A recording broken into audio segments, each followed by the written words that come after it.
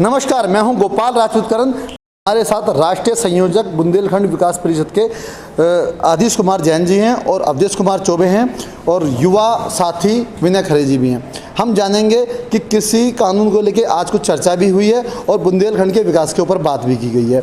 हम सबसे पहले बात करेंगे आदिश जी से। सर, आज यहाँ पे कौन कौन व्यक्ति है और क्या इसका विषय रहा पूरा? देखिए, बुंदेलखंड क्या, जैसे सारा देश किसानों की भूमि है, किसान बाहुल्य में है और किसानों के हित की बात यदि सोचें तो किसानों के हित की बात सोचना शुरू की थी महात्मा गांधी ने जी। जब चंपारण में महात्मा जी गए किसानों के लिए, किसान तब शोषित था, तब अंग्रेज़ उसका शोषण करते थे।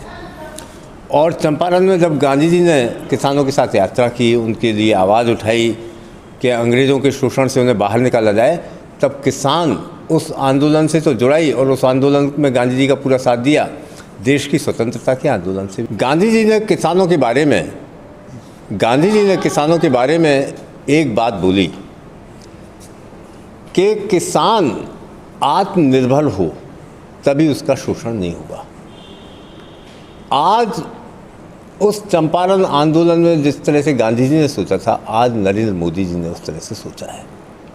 नरेंद्र मोदी जी का सोचना है और किसान बिल में जो क्लॉज हैं उसमें सब में किसान को आत्मनिर्भर बनाने की पूरी प्लानिंग है। ग्लोबलाइजेशन का ज़माना है, आदमी ऑनलाइन अपनी चीज़ों को बेचता है। किसान बिल में किसानों को ऐसी सुविधा होगी कि वो अपना व्यापार कहीं भी किसी भी राज्य में कर सके बिना टैक्स चुकाए। अभी टैक्स से जो अंतर्राज्यीय खेती के व्यापार में वो टैक्स भी नहीं लगेगा, तो किसानों को ये सुविधा है।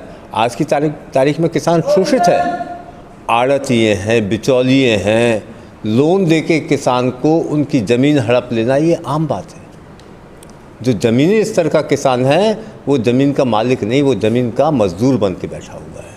और ये किसान बिल उस दिशा में एक बहुत बड़ा कदम है। आज हमारे जो मुख्य अतिथि आए, पुष्पेंद्र सिंह चंदेल जी और गुड्डन पाठक जी, पुष्पेंद्र पाठक जी और डॉक्टर राकेश मिश्रा जी और डॉक्टर विजय खैरा जी की अध्यक्षता में जो कार्यक्रम हुआ, श्री पंडित अवधेश कुमार चौबे जी जो कार्याध्यक्ष हैं संस्था के, विनय खरे जी ने इतना अच्छा संचालन किया। उसका एक ही उद्देश्य था कि जो किसान बिल को लेकर भ्रम फैलाया जा रहा है उस भ्रम को दूर किया जाए। किसान बिल एक ऐसा हथियार है किसान के हाथ में जो किसान को आत्मनिर्भर बनाएगा। किसान अपनी फसल को मिनिमम प्राइस पे भी सरकार को भी बेच सकता है और इसमें कोई शंका नहीं है। शंका तो कोई भी उठा सकता है। आज मेरे पास चाकू है, कोई शंका उठाए कि साहब आपके पास सब्जी काटने वाला चाकू है, आप इससे मर्डर भी कर सकते हैं। अब शंका उठाते रहिए। तो शंका के आधार पर देश नहीं चलता। प्रधानमंत्री ने संसद में आश्वासन दिया है, उस आश्वासन पर हमें भरोसा करना पड़ेगा। संसद भरोसा करती है प्रधानमंत्री के आश्वासन पर कि किसी भी तरह की जो सुविधाएँ मिल रही हैं किसानों को वो खत्म नहीं होंगी, लेकिन किसानों को जो अतिरिक्त सुविधाएँ मिल रही हैं उन सुविधाओं से किसान देश के अन्य व्यापारियों के साथ आगे बढ़ के खड़ा होगा। और किसान जब आगे बढ़ के खड़ा होगा तो हमारा देश, जो किसानों का देश कहलाता है, वो समृद्धशाली होगा और देश आगे बढ़ेगा। बुंदेलखंड के किसान, हम जानते हैं बुंदेलखंड के किसानों को कई तरह की परेशानी है। वो हम लोगों ने कुछ सुझाव भी हैं जो हम लोग देंगे अभी बुंदेलखंड विकास परिषद की तरफ से, कि इसके लागू करने में कई तरह की अड़चनें आएंगी। ऑनलाइन ट्रांजैक्शन की जैसे बात करते हैं हम, अन्य व्यवसायियों से किसानों को जोड़ने की बात करते हैं, तो किसान पढ़ा लिखा नहीं है। शिक्षित बुंदेलखंड का किसान शिक्षित कम है। उनके परिवार के जो लोग पढ़ लिख गए हैं वो गांव से बाहर चले गए हैं। तो उन्हें शिक्षित करने का, उन्हें ऑनलाइन ट्रांजैक्शन की नॉलेज देने का, उनके पास इस तरह की सुविधाएँ देने का कि जिससे ये किसान बिल का भरपूर फ़ायदा उठा पाए। यही हमारे इसमें था, हमारे इसका जो टॉपिक था कि गांधी जी के सपनों का भारत। गांधी जी चाहते थे किसान आगे बढ़े।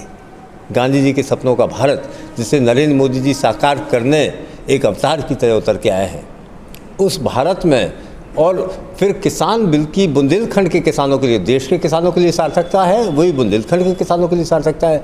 तो किसान बिल की बुंदेलखंड के किसानों के लिए क्या सार्थकता है, इस टॉपिक को आज हम लोगों ने पूरी अच्छी तरह से मंथन किया।